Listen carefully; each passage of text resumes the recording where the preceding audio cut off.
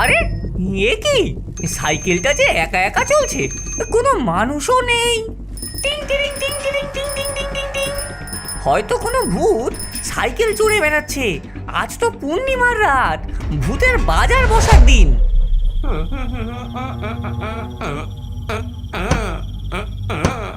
কিরে কালু, তোর সাইকেল আবার খারাপ হয়ে গেছে নাকি? এই তো গত সপ্তাহে ঠিক করে দিলাম। হ্যাঁ দাদা, কি করবো বলো, জমিদার ভূতের বাগানে ডাব চুরি করতে গিয়ে ফাঁদে পড়েছিলাম। সাইকেল নিয়ে এত জোরে দৌড়ালাম যে চাকাই ফুস হয়ে গেল। ঠিক আছে, ঠিক করে দেবো, তবে একটা শর্ত আছে। হ্যাঁ, কি শর্ত দাদা? শোন, আমি একটা নতুন ব্যবসা শুরু করেছি, ভূতের ডেলিভারি সার্ভিস। তোকে 1 সপ্তাহ আমার হয়ে ডেলিভারি করতে হবে, কি বলিস? হ্যাঁ, সেটা আবার কি? আমি কি খাবার টাবার পৌঁছবো নাকি? আরে শোন, শুধু খাবার নয় রে পাগলা, সব ধরনের জিনিস।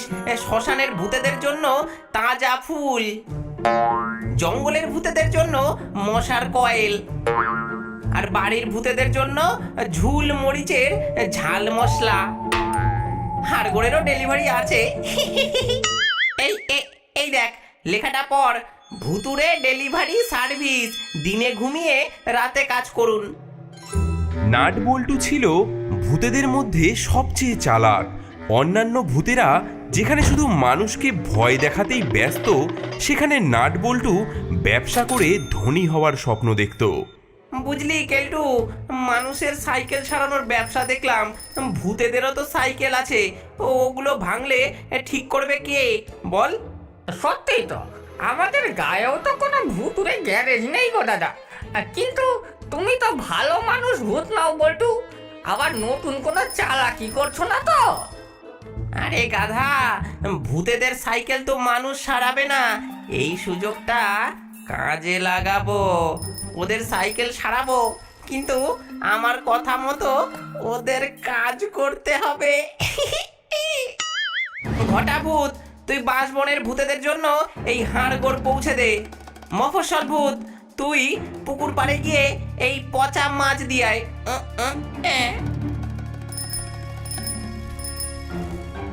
নাট বল্টু দাদা, এত ভারী বাক্স আমি কিভাবে নিয়ে যাব?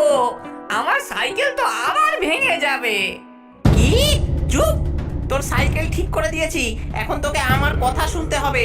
এই বাক্সে আছে গোরস্থানের মাটি, গ্রামের পুরনো বাড়ির ভূতেদের পৌঁছে দিতে হবে। তারা এই মাটি দিয়ে তাদের ভুতুরে বাগান করবে। তাই বলি, রাতের বেলা সাইকেলগুলো কোথায় যায়? ভূতেরা এদের দিয়ে ডেলিভারি বিজনেস শুরু করেছে। আচ্ছা, হায় হায়, আমার কি দুর্দশা!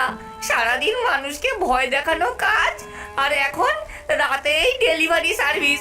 ভূত হয়ে ভূতের জীবনটাই দুর্বিষহ হয়ে উঠলো। হায় হায়। নাট বল্টু দাদা, আমি এসেছি। আমার সাইকেলটা না আবার ভেঙে গেছে। কি? আবার আবার তোর সাইকেল ভাঙলো? তোরা সবাই যে আমার ব্যবসা একবারে ডুবিয়ে দিচ্ছিস, হ্যাঁ? গত সপ্তাহে কোনো ডেলিভারি হয়নি, আমার কত লোকসান হয়েছে জানিস? এই সাইকেল আবার সারাতে যে আমার 3টে দিন লাগবে, আর এর মেরামতির দাম কত হবে জানিস? তুই আমার কাছে ইতিমধ্যেই 5বার সাইকেল সারিয়েছিস, একটা পয়সাও দিসনি। দাদা, আমার কাছে পয়সা তো নেই। আমি কোথায় পাবো পয়সা? পয়সা না থাকলে কিভাবে ঋণ শোধ করবি জানিস? মহাজনেরা কি করে? সুদের উপর সুদ যোগ করে। তোর ঋণ এখন দ্বিগুণ হয়ে গেছে, দ্বিগুণ। দেখ, এই যে তোর নাম কালু ভূত, 150 খানা ডেলিভারি বাকি। ঘটা ভূতের 120 খানা ডেলিভারি বাকি। আর এই যে এই মফস্বল ভূতের 100টা ডেলিভারি বাকি। হ্যাঁ, এত ডেলিভারি আমি কবে করবো দাদা? আমি এখন আর তোমার কাছে সাইকেল সারাতে আসবো না। ও, তাহলে তুই চলে যাবি আর ঋণও শোধ না করে? জানিস, যারা ঋণ শোধ না করে তাদের আমি কি করি? হ্যাঁ, শোন শোন,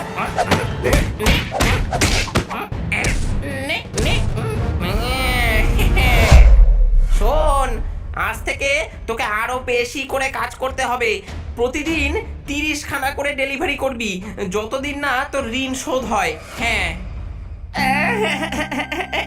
আমি পারবো না দাদা, আমি এত কাজ করতে পারবো না, আমার ছেড়ে দাও।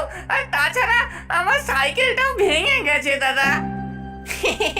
ঠিক আছে, আমি তো সাইকেল ঠিক করে দেবো, কিন্তু তার আগে আজ রাতেই তোকে 5টা ডেলিভারি সারতে হবে। হ্যাঁ, হ্যাঁ, সাইকেল ছাড়া কিভাবে ডেলিভারি করব? সোজা গ্রামের মানুষের সাইকেল ধার নে, অথবা চুরি করে নে। মানুষেরা তো রাতে ঘুমায়, কেউ টের পাবে না। এই যে এই থলেটা নিয়ে যা, ভেতরে 5টা প্যাকেজ আছে, 5টা অ্যাড্রেসে পৌঁছে দিয়ায়। আর না পারলে কিন্তু নাটবল্টু চোখ পাকায়। কালো ভূত ভয়ে ভয়ে থলে নিয়ে গ্রামের দিকে চলে যায়। সে গ্রামের একটি বাড়ি থেকে একটা নতুন সাইকেল চুরি করে পালায়। কত টাকা! বোকা ভূতগুলো, ওরা ভাবে সাইকেল সারাই করার জন্য ওরা ডেলিভারি করে। আসলে আমি ওদের ঋণের ফাঁদে ফেলে চিরকালের দাস বানিয়ে রাখছি। যত ডেলিভারি করে ততই আমার ইনকাম, ততই কামাই। আমি হব ভূতেদের জগতের সবচেয়ে ধনী ভূত। আমি আর পারছি না ভাইরা, প্রতিদিন ডেলিভারি দিয়ে দিয়ে আমার হাড়গোড় ব্যথা হয়ে যায়। আমিও যে আর পারি না, দিনের বেলা মানুষের ভয় দেখাতে গিয়ে শক্তি পাই না। আর গতকাল তো একটা ছোট্ট বাচ্চাকে ভয় দেখাতে গিয়েছিলাম, সে উল্টে আমাকেই তাড়া করলো। আমাদের ভূতেদের মর্যাদাই চলে গেছে। একসময় আমরা মানুষদের ভয় দেখাতাম, আর এখন সাইকেল চালিয়ে ডেলিভারি বয় হয়ে গেলাম। ভাই সাহেব শোনো, আর কেন এই অত্যাচার সহ্য করব? নাট বল্টু আমাদের ঠকাচ্ছে। প্রতিবার সে আমাদের সাইকেল মেরামত করে, তার বদলে আমাদের দিয়ে কাজ করায়। আমাদের পুরনো ভাঙা সাইকেল নিয়ে আর কোনো কাজ নেই। তাহলে আমরা কি করব? পায়ে হেঁটে যাব? না, আমরা আমাদের ভাঙা সাইকেল ছেড়ে দেব আর রাতে গ্রাম থেকে ভালো সাইকেল চুরি করব। নাট বল্টুর কাছে আর যাব না। হ্যাঁ, এ তো দারুণ বুদ্ধি। এ তো খুব ভালো কথা। তাহলে নতুন সাইকেলের আর মেরামতির দরকারই পড়বে না। হ্যাঁ, ভূতেরা সেই রাতেই ভিন্ন ভিন্ন গ্রামে ছড়িয়ে পড়ল। ভাঙা সাইকেল ফেলে দিয়ে তারা ছুটল মানুষের ঘর থেকে সাইকেল চুরি করতে। পালাই পালাই, ওরে ওরে পালাই পালাই। বাহ বাহ।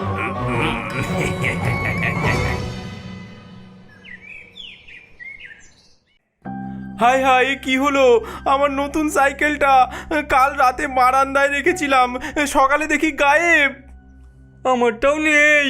আর দেখো এই অদ্ভুত ছাপগুলো, মানুষের পায়ের মতো তো নয়, তবে এগুলো আবার কিসের পায়ের ছাপ? শান্ত হও সবাই। আমি গত রাতে কিছু দেখেছি। সাইকেলগুলো আপনা আপনি চলছিল আর ঘন্টি বাজছিল টিং টিং টিং টিং করে।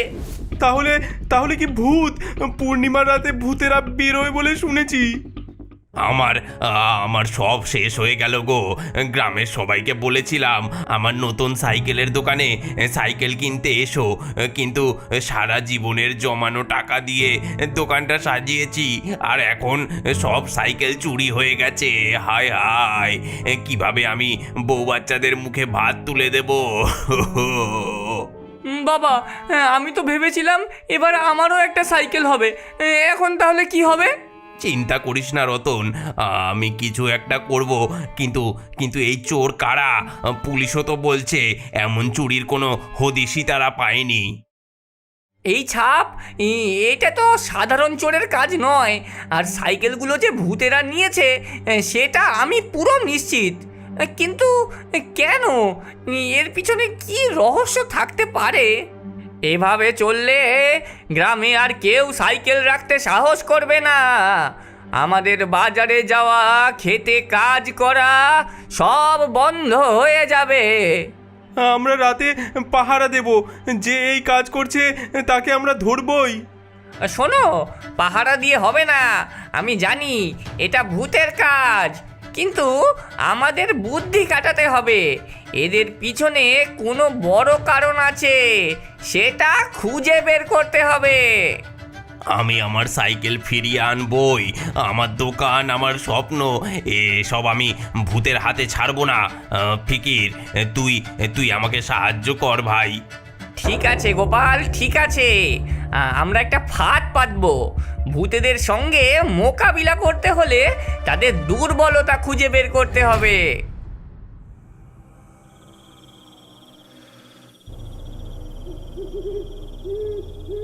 তুই কি নিশ্চিত এটা কাজ করবে? ভূতেরা সাইকেলের লোভ সামলাতে পারবে না। আর দেখ, ওই দেখ, ওরা আসছে। দেখ দেখ, কি দারুণ সাইকেল! এটা নিলে আর নাটবল্টুর কাছে যেতে হবে না। কিন্তু কিন্তু এটা যদি কোনো ফাঁদ হয়? আরে, মানুষেরা ঘুমিয়ে আছে, কে আমাদের ধরবে? হ্যাঁ, ভূতেরা সাইকেলের কাছে যেতেই তারা মানুষের ফাঁদে পড়ে যায়। এ কি? ওরে ওরে, বাঁচাও বাঁচাও, বাঁচাও, চালাতে পারছি না তো। তোমরা কেন আমাদের সাইকেল চুরি করছো বলো, না হলে এই জালে বেঁধে তোমাদের শ্মশানে পাঠাবো। আমরা বাধ্য হয়েছি, নাটবল্টু আমাদের ঋণের ফাঁদে ফেলেছে। সে আমাদের সাইকেল সারায় আর বিনিময়ে দিন রাত কাজ করায়। আমরা চুরি না করলে তার হাত থেকে বাঁচতে পারবো না। তাই বলে আমার দোকানপাট লুট করবে, আমার সব স্বপ্ন শেষ করে দেবে। আমি তাও তোমাদেরকে একটা সুযোগ দিতে চাই। তোমরা যদি আমাদের সাহায্য করো, আমাদের সাইকেল আবার ফিরিয়ে দাও, আমরা তাহলে তোমাদেরকে মুক্তি দেব। কিন্তু আমরা আমাদের সাইকেল সারাবো কোথায়? আমি তোমাদের সাইকেল বিনামূল্যে সারিয়ে দেব, তবে একটা শর্তে, তোমরা নাটবল্টুকে শাস্তি দেবে। আর ওকে কিভাবে শাস্তি দিতে হবে তার আইডিয়া দেব আমি। দাদা, এই সাইকেলটা সারিয়ে দাও, আমরা আর কাজ করতে পারছি না দাদা। ঠিক আছে, সারিয়ে দেবো, কিন্তু এবার তোদের ঋণ কিন্তু 3 গুণ হবে। হ্যাঁ।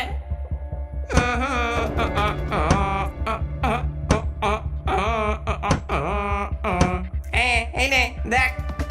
দাদা, সাইকেলটা ঠিক হয়েছে? এই একবার চালিয়ে দেখো না গো।